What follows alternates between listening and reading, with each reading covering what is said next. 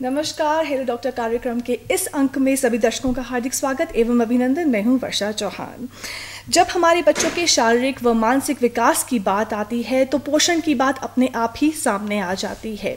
जब हमारे बच्चों का आहार अच्छा होगा तभी तो वो रिष्ट पुष्ट नज़र आएंगे और एक अच्छे समाज के निर्माण के लिए ज़रूरी है कि उनका पोषण भी अच्छा हो और कुपोषण को हमारे समाज से हमेशा के लिए निकाल बाहर किया जाए। इसी भाव के साथ हमारी सरकार ने मनाया है राष्ट्रीय पोषण माह। तो आज हमारे साथ प्रोग्राम में है डॉक्टर हितेन बनियाल। सभी दर्शकों नमस्कार। आज हम इनसे बातचीत करेंगे राष्ट्रीय पोषण माह के बारे में। ये हमारे को बताएंगे कि इसका उद्देश्य क्या है।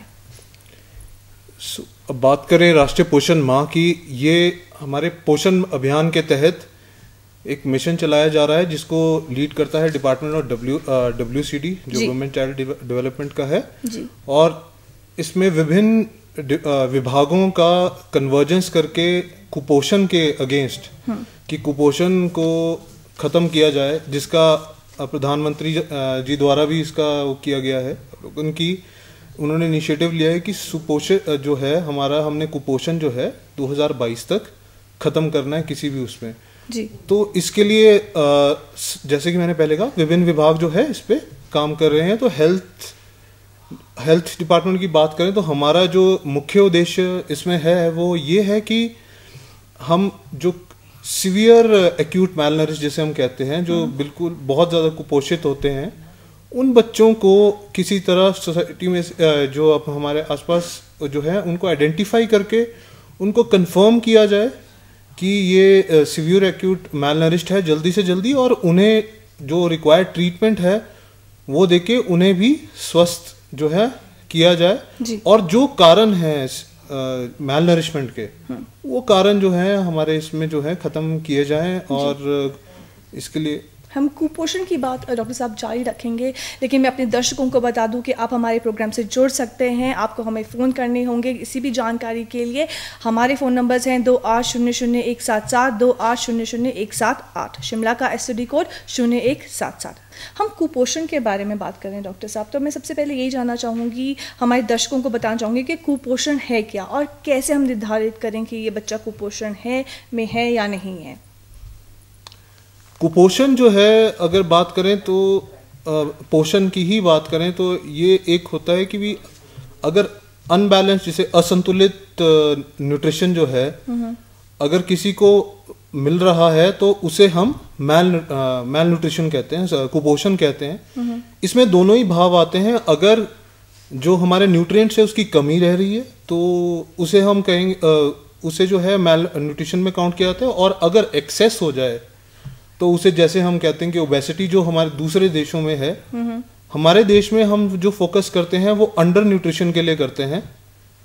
और अंडर न्यूट्रिशन में जो कुपोषित बच्चे जो हैं उस पर ज़्यादा ध्यान दिया जाता है, क्योंकि अगर विश्व के आंकड़े भी देखे जाएं तो उसमें हमारे देश में की प्रेवलेंस थोड़ी ज़्यादा है जी।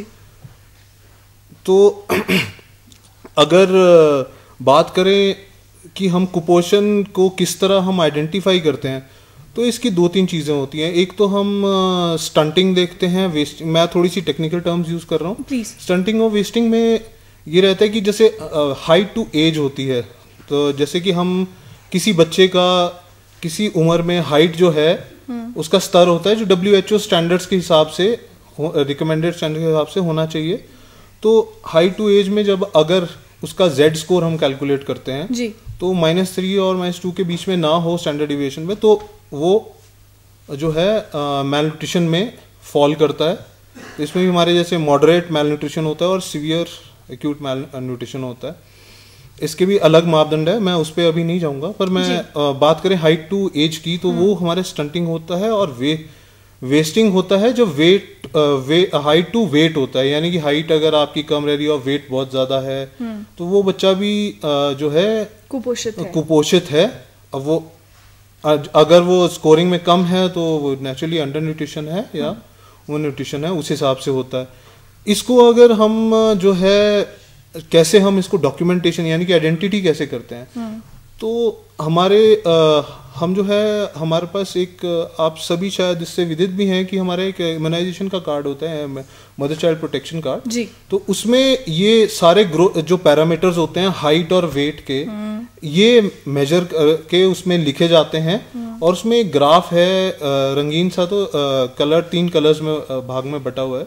तो उसमें अगर वो सबसे नीचे वाले रंग में आता है तो उसे जो है हम कुपोषित कहते हैं, जिसके लिए फर्दर फिर आगे concern near by health facility में आप उसे दिखाते हैं। तो ये हेल्थ डिपार्टमेंट में तो रहता ही है और साथ में WCD के डिपार्टमेंट भी इसको जो है इस तरह आइडेंटिफिकेशन करते हैं। फिर फर्दर अगर उसको जैसे भी वो अगर मॉडरेट एक्यूट मैल न्यूट्रिशन में Z स्कोर के हिसाब से है तो वो हम उसी तरह हिसाब से ट्रीटमेंट उसको मिलता है, काउंसलिंग करते हैं। बाकी अगर सिवियर हो तो फिर उसको हमारे जो नियर बाय पेडियाट्रिशियन है या NRCs हैं, न्यूट्रिशनल, तो वहाँ हम उन्हें उनका इलाज करके फिर जब तक वो 15% का वेट नहीं गेन करें या 15% इम्प्रूवमेंट ना हो तो तब तक हम उन्हें डिस्चार्ज नहीं करते। हम राष्ट्रीय पोषण माह की बात कर रहे हैं जो अभी सितंबर में मनाया जाता है और ये मेरे ख्याल 3रा पोषण माह है इस बार। तो आपने जैसे कि बताया कि इस क्या क्या उद्देश्य है, तो इसको थोड़ा विस्तार में बताइए कि क्या क्या ऑब्जेक्टिव्स है, कैसे कैसे आप करते हैं इसको। देखिए, इस वक्त जो ऑब्जेक्टिव इस बार है, मतलब कोविड के दौरान, तो इस बार हमारा बेसिक ऑब्जेक्टिव है कुपोषण जो सीवियर एक्यूट मैलनरिश्ड हैं उनको किस तरह आइडेंटिफाई करके और उसके बाद उनको कंफर्म करके उनका ट्रीटमेंट हम कैसे जो है सुनिश्चित करें, ये इस बार का उद्देश्य है जी। तो इसके लिए जो है पहले से ही राष्ट्रीय स्वास्थ्य मिशन में हमारे जो हैं प्रोग्राम्स जो हैं चल रहे हैं। जैसे कि अब मैं आपको बात करूं कि 0 to 6 months में हमारा एक माँ प्रोग्राम है, मदर एब्सोल्यूट अफेक्शन का, जिसमें हम प्रमोट करते हैं एक्सक्लूसिव ब्रेस्ट फीडिंग, स्तनपान जो है सिर्फ स्तनपान ही करवाना है 6 महीने तक, ये हम इंश्योर करते हैं। जिसमें कोशिश करते हैं कि भाई आशाज और आंगनवाड़ीज और हेल्थ वर्कर्स के थ्रू ये मैसेज दिया जाए फैमिलीज को कि भाई आप जो है एक्सक्लूसिव ब्रेस्ट फीडिंग बच्चे को कराएं, डब्बे वाला दूध ना दें। तो ये मतलब ये प्रोग्राम इसके लिए है। अगर जो मैं ये बात कर रहा हूँ ये सारे कम्युनिटी बेस्ड प्रोग्राम्स हैं जो मतलब फील्ड में जाके होते हैं। अब इसी के साथ ही अगला बात करूँ तो होम बेस्ड न्यूबॉर्न केयर है। तो उसमें क्या होता है कि आशा जो है, हमारे आशा सारे स्टेट में है, तो आशा जो है घर जाकर 7 विजिट्स करती हैं। अच्छा। जिसमें वो जाके माँ का तो देखती हैं जब जैसे डिलीवरी के बाद, या तो अगर होम डिलीवरी है तो विद इन 48 आवर्स कोशिश करते हैं विजिट करने का। अदरवाइज अगर इंस्टीट्यूशन डिलीवरी है तो जब वो घर आ जाती है तो उसके बाद उसको ट्रैक किया जाता है, जिसमें माँ को तो काउंसिल किया ही जाता है और फैमिली को भी काउंसिल किया जाता है कि भी ब्रेस्ट फीडिंग प्लस बच्चे का हाइट वेट, उसका ख्याल कैसे रखना है, नाभि का किस तरह सफाई करनी है, किस तरह आपने जो उसका टीकाकरण है वो भी सुनिश्चित करना है। जो आपका लगा अगर होम डिलीवरी है तो नेचुरली उसे लगना है टीका, BCG और OPV का। तो ये सब चीज़ें जो है वहाँ जाके फिर वही ग्रोथ मॉनिटरिंग तो करते ही हैं जिसमें हाइट वेट वगैरह होता है, तो उस हिसाब से उसकी डिटेक्शन हो जाती है कि भी अगर कहीं कोई कुपोषण के लक्षण तो नहीं आ रहे हैं। तो ये होती है होम बेस्ड। उसमें फिर इसी में ही हमारा एक HBYC प्रोग्राम है जो अभी सिर्फ एस्पिरेशनल डिस्ट्रिक्ट चंबा में चल रहा है। तो उसमें भी अप टू 2 years जो है 7 विजिट के अलावा हर 3 महीने पे एक विजिट करते हैं अप टू 2 years, जिसमें कि ये सारे जो है ग्रोथ मॉनिटरिंग वगैरह। और ये भी आशा वर्कर्स के थ्रू होता है? हाँ जी, ये भी आशा वर्कर्स के थ्रू होता है। तो बात ये तो है होम बेस्ड की। फिर इसके अलावा अगर फैसिलिटी बेस्ड बात करें यानी कि हेल्थ इंस्टीट्यूशन वाइज, तो इसमें हमारे कुपोषण के लिए 5 न्यूट्रिशनल रिहैबिलिटेशन सेंटर्स बने हुए हैं सारी स्टेट में जी। जो आपका जोनल हॉस्पिटल मंडी में है, फिर regional hospital Una, civil hospital Paonta Sirmaur district में, फिर IGMC शिमला, हमारा मेडिकल कॉलेज टांडा। इसमें ये NRC डेडिकेटेड बने हुए हैं कि अगर कोई बच्चा सैम का उनके पास आता है तो उसको वहाँ डेडिकेटेड जो है ट्रीटमेंट देते हैं। पर इसके साथ साथ जो हमारे अदर मेडिकल कॉलेजेस हैं और डिस्ट्रिक्ट हॉस्पिटल्स हैं वहाँ पे भी पीडियाट्रिशियंस जो हैं अगर ऐसे आइडेंटिफाई कोई सीवियर एक्यूट मैलनरिश होता है तो उनको वहाँ पे वो ट्रीटमेंट प्रोवाइड करते हैं। इसके साथ हमारे सिक न्यूबॉर्न केयर यूनिट्स भी हैं, SNCU जिसे हम कहते हैं, जो ICU जिसे हम नॉर्मल भाषा में कहते हैं, वो भी हैं। अगर इतनी ज़रूरत पड़ जाए तो उसमें भी हम उन्हें एडमिट करते हैं। फिर ये तो है हमारे फैसिलिटी बेस्ड। कम्युनिटी बेस्ड भी मैंने आपको बता दिया है। फिर हम क्या करते हैं कि जैसे हमारा जो ह्यूमन रिसोर्स है, आई मीन जो हमारे हेल्थ वर्कर्स हैं, डॉक्टर्स हैं, उन्हें भी टाइम टू टाइम हमारे एक स्पेसिफिक ट्रेनिंग्स है IMNCI की, जिसमें जो है इंटीग्रेटेड मैनेजमेंट ऑफ न्यूनेटल, काफ़ी टेक्निकल है, मतलब बच्चे की जो बीमारियों के बारे में होता है उसके बारे में खास ट्रेनिंग होती है। साथ में फिर हम ये भी एक हमारा प्रोग्राम चलता है कि 6 महीने के बाद कॉम्प्लीमेंट्री फीडिंग जो स्टार्ट होती है, तो वो किस हिसाब से कॉम्प्लीमेंट्री फीडिंग जो है आप कैसे आपने शुरू करनी है, कैसे इंट्रोड्यूस करना है फूड, राइट। तो ये सब ये सारी जो है इसकी भी ट्रेनिंग जो हमारे वर्कर्स किया जाए, ताकि जो मैसेज है वो फील्ड तक पहुंचे और लोग इसका सारे मैसेज का फायदा उठा के जी कोशिश करें। क्योंकि ये ऐसा नहीं है कि एक पहचान करने से ही मैल न्यूट्रिशन कुपोषण खत्म होएगा जी। हमें कोशिश ये करनी है कि सारे मिलके चलें और कुपोषण को किसी भी तरह से खत्म करें जी। हम आशा वर्कर्स की बात कर रहे हैं तो वो आपका बहुत अहम अंग हैं जो हर घर तक पहुंचती हैं। क्या उनको कोई स्पेशल ट्रेनिंग दी जाती है? क्या उनको इस बारे में ट्रेन किया जाता है कि वो कैसे मदर्स को बताए कि कैसे ब्रेस्ट फीड करना है और उसका इम्पोर्टेंस क्या, और क्या उनको स्पेशल कोई ट्रेनिंग मिलती है इस बारे में? जी बिल्कुल। जब आशास की रिक्रूटमेंट भी होती है तभी उनके कुछ मॉड्यूल्स हैं, उसमें ट्रेनिंग होती है। तो उस मॉड्यूल के तहत भी उन्हें ब्रेस्ट फीडिंग का एक अलग से उसमें मॉड्यूल है जिसमें बताया गया है कि किस तरह आप पोजीशनिंग कैसे करनी है मदर को ब्रेस्ट फीडिंग के लिए, आपको मतलब सफाई कैसे रखनी है, और कब कब ब्रेस्ट फीडिंग जो है जब लगातार आपको करनी है जब आपका बच्चे को भूख लग रही है। तो इसके हिसाब से हम एक्सक्लूसिव उनकी ट्रेनिंग करते हैं। इसमें हेल्थ वर्कर्स का भी बड़ा मेजर रोल रहता है, क्योंकि हेल्थ वर्कर्स ही बेसिकली आशास को मॉनिटर करते हैं कि वो ये प्रोग्राम, तो हेल्थ वर्कर्स के थ्रू भी ये मैसेजिंग जाती है। वो भी एक हमारे पोस्ट नेटल केयर विजिट्स करते हैं, तो उसमें वो भी यही मैसेजिंग देते हैं। बाकी अगर क्योंकि डॉक्टर साहब ऐसा है कि अवेयरनेस जो है वो एक मेन भाग है। जब तक लोगों में अवेयरनेस नहीं होगी इन सब चीज़ों के बारे में तब तक कुछ भी नहीं हो सकता। तो जो आपके आशा वर्कर्स हैं, जो आपके हेल्थ वर्कर्स हैं, उनके थ्रू अवेयरनेस का भी काम जो होता है। बिल्कुल।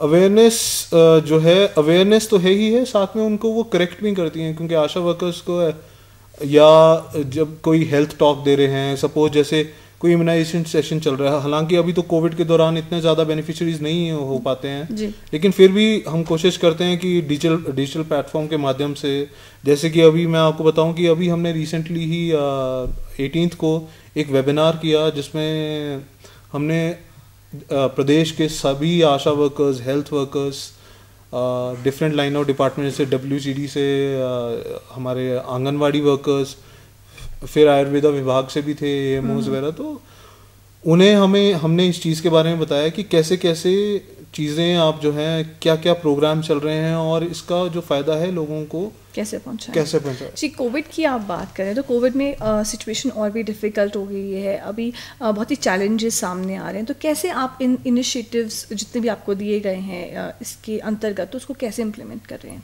कोविड में स्पेशली?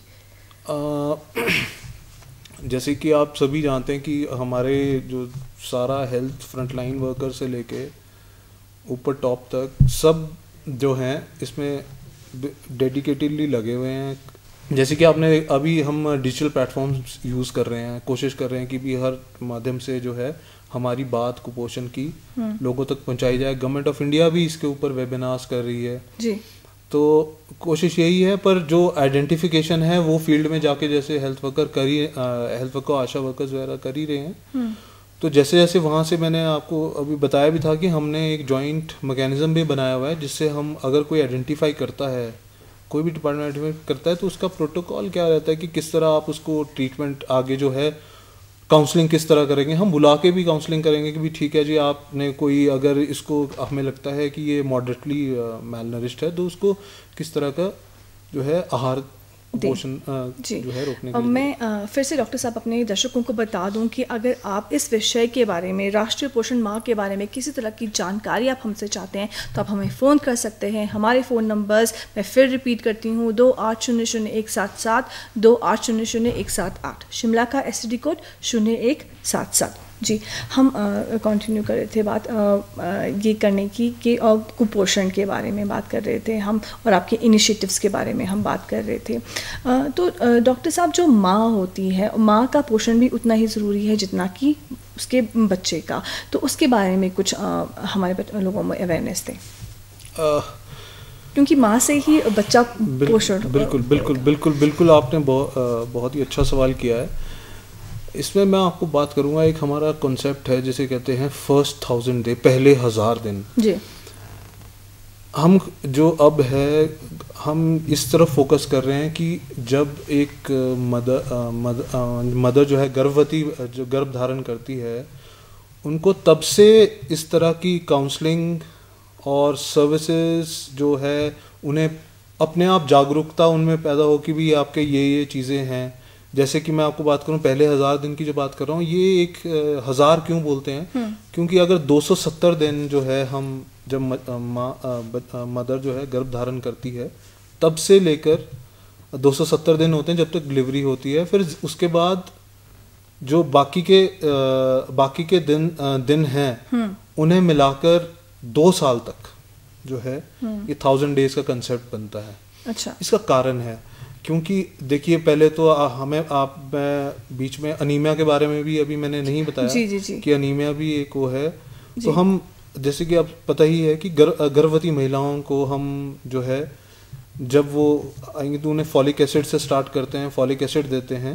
फॉलिक एसिड से जो है हमारे जो न्यूरल ट्यूब डिफेक्ट, जिसे हम मतलब दिमागी दोष या दिमागी या रीढ़ के हड्डी के जो दोष होते हैं, वो कम, उसको जो है कम करता है। कम करता है, तो हम फर्स्ट 3 मंथ्स में उसे देते हैं। फिर साथ में आयरन फॉलिक एसिड देते हैं। तो इसके साथ साथ हम क्या करते हैं, फर्स्ट 1000 डेज का कंसेप्ट ये है कि हम उन्हें ये भी जागरूक करते हैं कि आपको ऐसा नहीं है कि आपको न्यूट्रिशन भी वैसा ही अच्छा लेना है। जो जैसे सपोज आप आयरन के लिए साग की बात करें, लाल साग हो गया, हरा साग हो गया, पालक हो गया, जी, है ना जी। तो इस तरह की चीज़ें जो हैं साथ साथ न्यूट्रिशन देते हैं। सेम ही जब डिलीवरी के बाद जब बच्चा जन्म लेता है, तो उसके बाद भी जैसे ब्रेस्ट फीडिंग करनी है, तो नेचुरली एक मदर को बैलेंस डाइट होनी ही चाहिए। राइट। मैं बैलेंस डाइट इसलिए बोल रहा हूँ कि हर प्रकार के जो हैं उन्हें प्रोटीन वगैरह, कार्बोहाइड्रेट, सारे माइक्रोन्यूट्रिएंट्स जो है वो सारे अवेलेबल होने चाहिए। तो इनके साथ साथ हम इन पड़ाव के बारे में भी इनको मदर्स को बताते हैं कि इसमें जो है आपका बच्चा अब जो है ये इस पड़ाव पे आया है, अब वो क्रॉल करना शुरू करेगा, या उसका आगे जो है वो स्टैंड अप करेगा और बोलना अब शुरू करेगा। तो मतलब 2000 मतलब माइलस्टोन्स जो होते हैं हमारे, उनके बारे में हम इसमें काउंसिल करते हैं। इसके तहत हमारा एक अभी हमने कोविड के दौरान ही जो हम बात कर रहे थे, ECD कॉल सेंटर एक हमने स्टार्ट किया है, early childhood development call centre. उस कॉल सेंटर के तहत क्या है कि भी जो कॉल सेंटर है वो जो भी रजिस्टर्ड मदर्स होती हैं उनको वो कॉल करके बताते हैं कि भी अब आपका जो है ये टीकाकरण सुनिश्चित हुआ है नहीं हुआ है, आपने दवाई ली है, ये प्रेगनेंसी से पहले का, प्रेगनेंसी के बाद जो है जब बर्थ के बाद जो है हम उन्हें ये बताते हैं कि आपको ये इस तरह का आहार लेना चाहिए, क्या आप ले रहे हैं, या फैमिली का पार्टिसिपेशन जो होता है वो भी हम करवाते हैं जी। तो इस तरह से जो है हमारा आगे जो इस बारे में जो है आपने डॉक्टर साहब अनीमिया की बात कही, जो बहुत ही ज़रूरी एक चीज़ है, मतलब खून की कमी है, और औरतों को बहुत हद तक पता ही नहीं होता, आमतौर पर उनको पता ही नहीं होता कि वो एनीमिक है, उनको चक्कर आ रहे होते हैं और वो ढंग से अपने रोज़मर्रा के काम नहीं कर पाती हैं, लेकिन वो सोचती हैं सिर्फ थकावट है। तो अनीमिया के अनीमिक होना क्या होता है और उसे कैसे हम कोप अप कर सकते हैं, इस बारे में कुछ बताएं। देखिए, अनीमिया के तहत वैसे हमारे जो स्वास्थ्य मिशन में, नेशनल हेल्थ मिशन में एक अनीमिया मुक्त भारत करके भी प्रोग्राम चल रहा है जी। जिसमें हम जो है हम आयरन फॉलिक एसिड की गोलियां जो है जी प्रोवाइड करते हैं फ्री ऑफ कॉस्ट, जिसमें हम मदर जब भी गर्भ धारण करती है तो तब से हम उन्हें IFA प्रोवाइड करने की कोशिश प्रोवाइड करते हैं, और साथ ही उन्हें कोशिश करते हैं काउंसल करने की कि विभिन्न टाइप का खाना जो है जो आयरन युक्त होए वो खाए, क्योंकि इसमें थोड़ी सी दिक्कत ये आती है कि भी उन्हें थोड़े रेस्टलेस है, थोड़ा गैस्ट्राइटिस टाइप रहता है, जिसको हम फिर कोशिश करते हैं कि खाने के बाद या खाने के साथ जो है ये आयरन फॉलिक एसिड की गोली खाई जाए। तो और साथ ही कोशिश ये करते हैं कि जो उनका फैमिली मेम्बर्स हैं उन्हें भी हम कोशिश करते हैं काउंसल करने की इन्हें अच्छा से अच्छा खाना प्रोवाइड किया जाए। तो न्यूट्रिशन प्लस जो हमारी मेडिकेशन हम प्रोवाइड करते हैं, मेडिसिन प्रोवाइड करते हैं, तो उससे हम कोशिश करते हैं कि भाई ये अनीमिया जो है किस तरह कम किया जाए, दूर किया जाए। क्या इसमें कुछ ऐसे भी है जैसे कि वो अपनी ब्लड टेस्ट करवा सके? क्या ऐसा भी कोई स्कीम है जिसमें मदर्स या जो महिलाएं हैं हमारी वो निरंतर आके ब्लड टेस्ट, और ब्लड टेस्ट कितने टाइम में होना चाहिए इसके लिए, अनीमिया के लिए? देखिए, अनीमिया की ब्लड टेस्टिंग जो है, ब्लड टेस्टिंग तो हमारे सभी स्वास्थ्य संस्थानों में फ्री ऑफ कॉस्ट होती है। इवन सब सेंटर लेवल पे भी ब्लड टेस्टिंग होती है हीमोग्लोबिनोमीटर्स के थ्रू, उसमें हम HB करते हैं। तो वो कभी भी अगर जैसे जो मैंडेटरी होता है, जब फर्स्ट टाइम रजिस्ट्रेशन हो तो मैंडेटरी होता है, और उसके बाद जब हर विजिट पे आए तो उस टाइम हम HB उनका चेक करते ही करते हैं। साथ में blood pressure, height, weight check करते हैं कि वेट कैसा उनका प्रोग्रेस कर रहा है। तो अगर उस हिसाब से कहीं अगर लग रहा है कि HB नहीं इम्प्रूव हो रहा है तो उसे हम हाई रिस्क जो है प्रेगनेंसी वो करते हैं, फिर उस हिसाब से उसका आगे प्रोटोकॉल होता है। जी हम 6 महीने तक तो आपने बताया कि बच्चों के लिए माँ का दूध बहुत ज़रूरी है। उसके बाद उनका खाने की अवस्था उनकी आती है, तो उस समय कौन कौन सी चीज़ें हैं जो हम अपने बच्चों को दे सकते हैं, और दूध के साथ और क्या क्या हम अपने बच्चों को दे सकते हैं ताकि उनका जो शारीरिक व मानसिक विकास हो वो अच्छे से हो? देखिए, जैसे कि मैंने कहा 6 मंथ्स तक तो हम एक्सक्लूसिव ब्रेस्ट फीड करते हैं, ठीक है, स्तनपान करवाते हैं। लेकिन 6 महीने के बाद क्या होता है कि ये 6 महीने के बाद हम बोलते हैं कि स्तनपान तो करवाते ही रहना है। 2 साल तक जब तक हो रहा है तब तक आपने करवाना ही है। इसके साथ साथ जो है हम उन्हें बोलते हैं कि बिल्कुल जो पेस्ट फॉर्म में होता है, बिल्कुल तरल जिसको कहते हैं ना, वो आपने कुछ भी जो है जो जैसे सपोज पोटैटो हो गया, आलू हो गया, मैश्ड भी नहीं कहूँगा, पेस्ट फॉर्म में जो है इंट्रोड्यूस करना है। सिर्फ दिन में कम से कम 2-3 बार, ठीक है। ये मतलब ये मैं कह रहा हूँ 7 महीने मतलब 6 से जब 7th मंथ चल रहा होता है उस टाइम, ठीक है। लेकिन अगर उसके बाद आगे बात करें कि आपका 8 to 9 मंथ्स जो है, उसमें हम कहते हैं कि जैसे आप बोल रहे हैं मैश्ड फॉर्म कि भी उसको थोड़ा पीस के जो है सब्जियां, हरी सब्जियां वगैरह, विभिन्न रंगों की जो है वो आप दे सकते हैं। मैश करके इंट्रोड्यूस कर सकते हैं हम अपने बच्चों बिल्कुल, फ्रूट्स भी आप इंट्रोड्यूस कर सकते हैं। और 3 मतलब इसको कोशिश करें कि 3 से 4 बार दिन में अगर इंट्रोड्यूस हो सकता है विद ब्रेस्ट फीडिंग तो प्लीज़ उसको करें। और 9 से 12 में तो आप जो है उसे जो है दिन में 5-6 बार पर कोशिश करें कि डिफरेंट टाइप की जो है कलर्ड जो वेजिटेबल्स होती है ना वो दें, क्योंकि वो बच्चा क्या होता है कलर की तरफ बहुत अट्रैक्टेड रहता है। तो आपने बताया कि मोटापा भी एक तरीके का मैल न्यूट्रिशन है, तो उसके बारे में कुछ बताएं, क्योंकि हमारे जो बच्चे हैं वो आजकल ज़्यादातर फास्ट फूड की तरफ होते हैं, तो उस बारे में कुछ बताएं डॉक्टर साहब। उसे हम ओवर न्यूट्रिशन कहते हैं। तो उसमें क्या होता है कि वही बात आ गई कि जो न्यूट्रिशन है, जो संतुलित डाइट है वो नहीं जा रही है, असंतुलित जा रही है। तो वो असंतुलित डाइट में क्वाइट ऑब्वियस जो फैटी फूड्स हमारे हैं वो जाते हैं। तो उन फैटी फूड से जो है बच्चा ओबेसिटी की ओर जाता है। अगर ओबेसिटी की ओर जा रहा है बच्चा छोटा, जो मतलब हमें मॉनिटरिंग में पता लग जाता है, तो वो भी उसके लिए भी आपको एक कोशिश करनी है कि उसका जो है ये फैटी फूड और जो बाहर का आउटसाइड फूड है उसके ऊपर कंट्रोल किया जाए, क्योंकि ये जो है आगे जो है और कई बीमारियों को इनवाइट करता है। आमंत्रण है ये। आमंत्रण है जी। बेसिकली। आप किसी भी तरीके का हमारे दर्शकों को संदेश देना चाहें डॉक्टर साहब?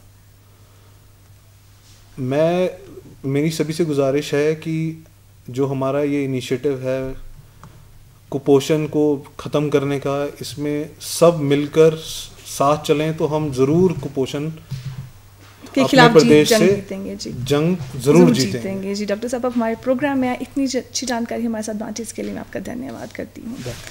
उम्मीद करती हूँ कि आज का ये प्रोग्राम आप सभी दर्शकों को पसंद आया होगा। इसी के साथ हम लेते हैं इजाज़त। नमस्कार।